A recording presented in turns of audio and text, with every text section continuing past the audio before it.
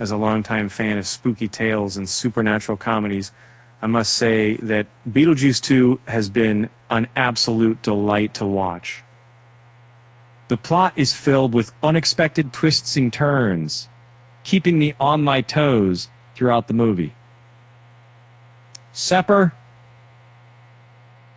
36 years following the initial movie's events, we find the return of the Dietz family to Winter River in this continuation titled Beetlejuice, under the guidance of director Tim Burton.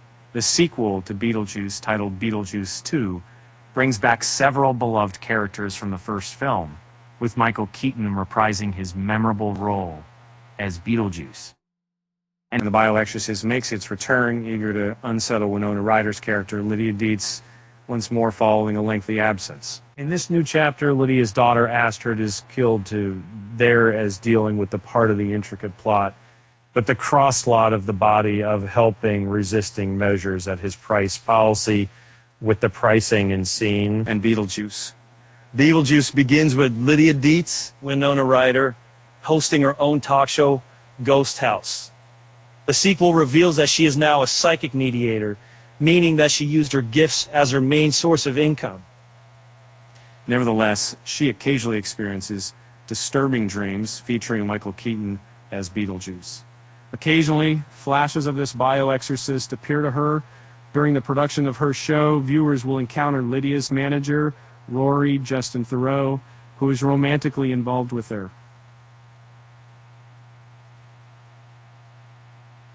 Delia Dietz, Catherine O'Hara, owns an art gallery in Midtown called The Human Canvas. Lydia has a strained relationship with her daughter, Astrid, Jenna Ortega.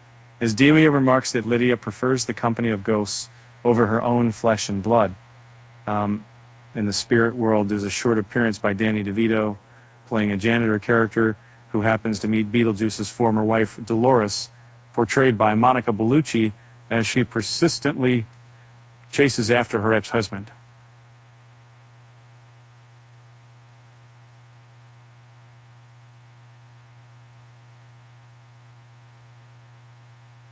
And that's the only soul love, but for a lot of those creatures, we stop kind of creature.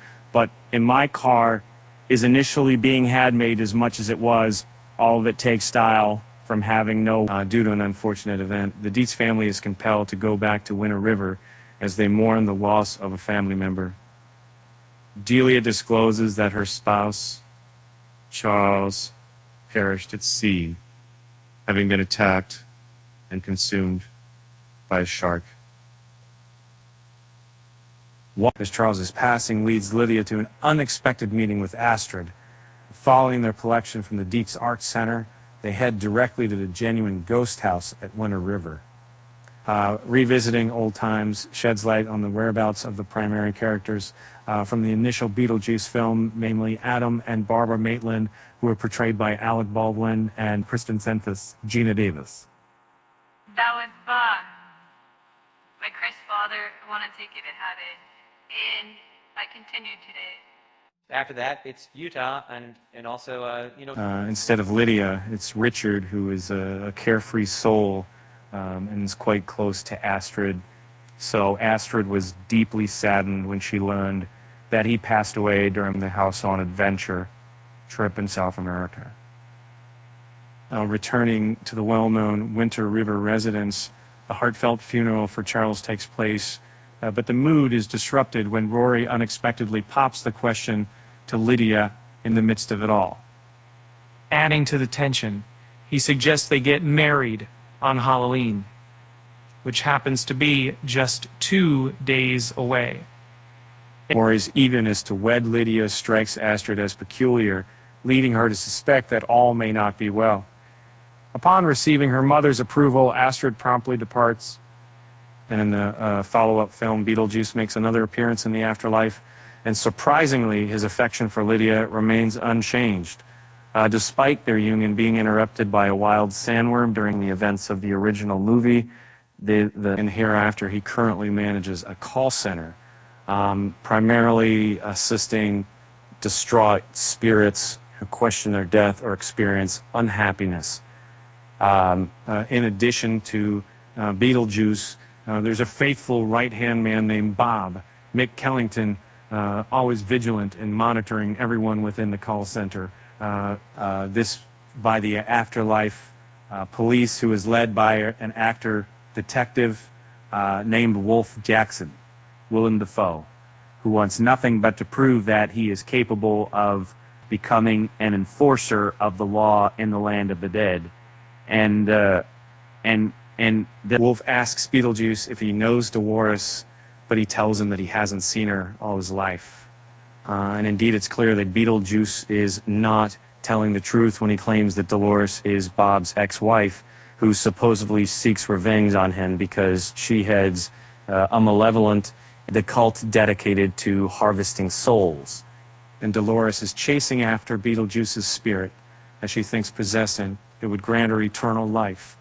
A somewhat peculiar notion, given they're both in the realm beyond life. In dissatisfaction over Lydia potentially taking Richard's place with Rory, Astrid ventures into downtown Winter River, encountering a young man named Jeremy Fraser, also known as Arthur Conti.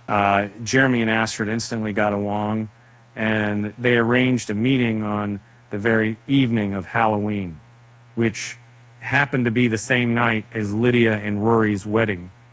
On that momentous evening, Jeremy confides in Astrid, but he's actually a spirit, and subtly coerces her into agreeing to revive him, hinting that she could reunite with her, a father in the hereafter, should she comply. With a spell from the guidebook for the departed, Astrid unintentionally swaps her spirit with Jeremy's, venturing into the hereafter.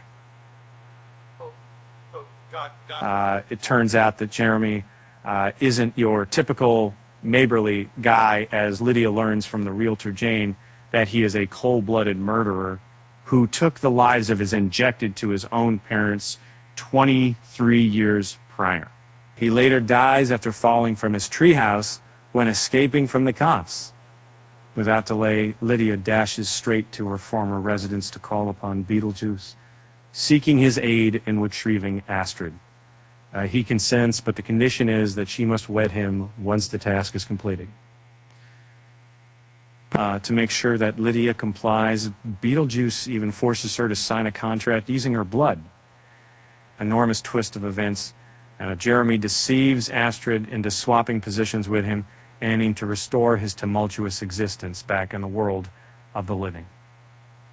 As a film enthusiast, I find myself embarking on a journey towards the ethereal train station with my companion by my side, all in an attempt to rescue Astrid before she boards the soul train.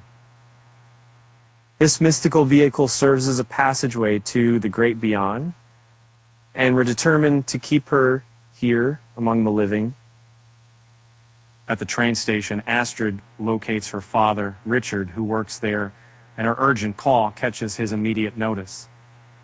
As Lydia saves Astrid, Jeremy attempts to re-enter the world of the living, yet Beetlejuice directs him towards hell instead.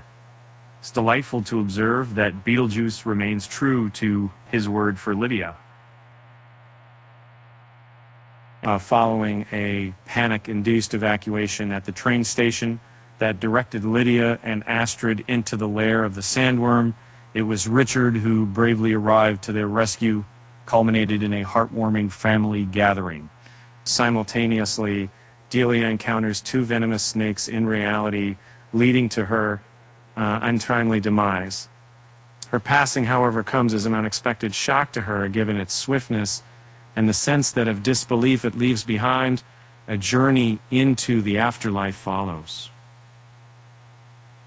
Upon their resurrection, Lydia and Astrid find Rory in the church, where they're due to get married. Yet, with Delia on his side, Beetlejuice disrupts the wedding as evidence that Rory is merely after Lydia's wealth, posing as a genuine suitor. He accomplishes this by administering a truth-inducing substance to him, causing him to unintentionally confess that he doubts Lydia's ability to perceive spirits. Through this action, Beetlejuice manages to honor his desire to wed Lydia. Simultaneously, he rescues her from the union with someone who doesn't genuinely cherish her. And chaos then ensues as Wolf Jackson and his officers, as well as Dolores, crashes the wedding.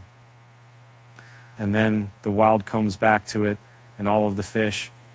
And then Temple in Wild at the Skin not to do a guidebook and push come on and push in Astrid in blue, and then push in and regarding Beetlejuice, Astrid discovers an exception in his agreement as it contravenes the guidelines stated in the manual. Later on, Lydia recites his name thrice, leading him to expand excessively and eventually burst. And I scared them and removed them attitude, and I removed them in the show. And I was not written noticeable birds, but just in cameras go. They weren't knowing what maybe so was reunited with Charles aboard this old train. Experiencing our own unique, joyous conclusion as we journeyed towards the unknown. But moving forward, a dreamlike scene unfolds showing that Beetlejuice continues to haunt Lydia in her dreams, implying that his determination to wed her remains unabated. And we were Beetlejuice. Beetlejuice is now playing in theaters worldwide.